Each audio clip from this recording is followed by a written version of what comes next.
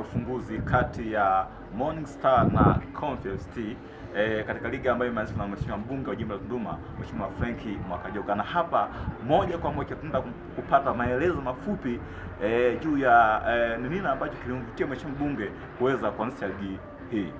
Lakini pia niwashukuru sana pia viongozi wote wa klabu mbalimbali kwenye jimbo la Tunduma. Niwashukuru pia wachezaji ambao wanaendelea kuwaunga mkono viongozi na kuhakikisha kwamba timu zinakuwa imara siku zote. Mimi niseme tu kwamba niwashukuru pia waamuzi wetu.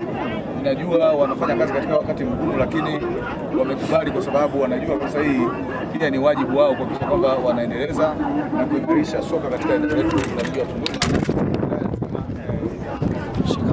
Nilichotaka kuzungumza mimi kama mbunge wenu kwenye jimbo la Tunduma, ninasema kwamba napenda sana michezo, lakini sipendi tu michezo kwa sababu mimi ni shabiki wa mpira kuangalia. Ninapenda michezo kwa sababu najua Mheshimiwa mbunge, nini zumuni lako la kuanzisha hii ligi?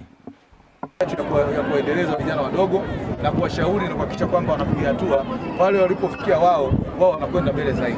Kwa hiyo mimi matarajio yangu makubwa ninataka kuona Mheshimiwa mwenyekiti wa chama hiki cha soka, ninataka kuona kwa kipindi changu nikiwa mbunge nihakikishe kwamba kuna vijana wanatoka wengi tu, sio kidogo, wanakwenda kucheza katika Premier League, lakini pia ni kuona ikiwezekana tunapata klabu katika eneo letu ambayo itakuwa inawakilisha huko tunapoelekea.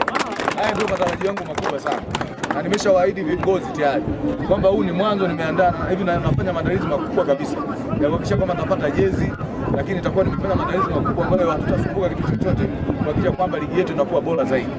Lakini achana na hilo, wachezaji wangu pamoja na mwenyekiti tumejiandaa vizuri, na naahidi kabisa kwenye mfuko wa jimbo ujao, kwenye mfuko wangu wa jimbo wa mbunge ujao, yani nitahakikisha kwa sababu tutapata fedha kipindi hiki. Sisi tumekuwa wapya, kwa hiyo bajeti tumeshapita, safari hii tuna bajeti yetu. Nitahakikisha kwamba Mheshimiwa mwenyekiti nakuunga mkono, tunaungana mkono kuhakikisha kwamba uwanja wetu maporomoko pale tunautengeneza vizuri.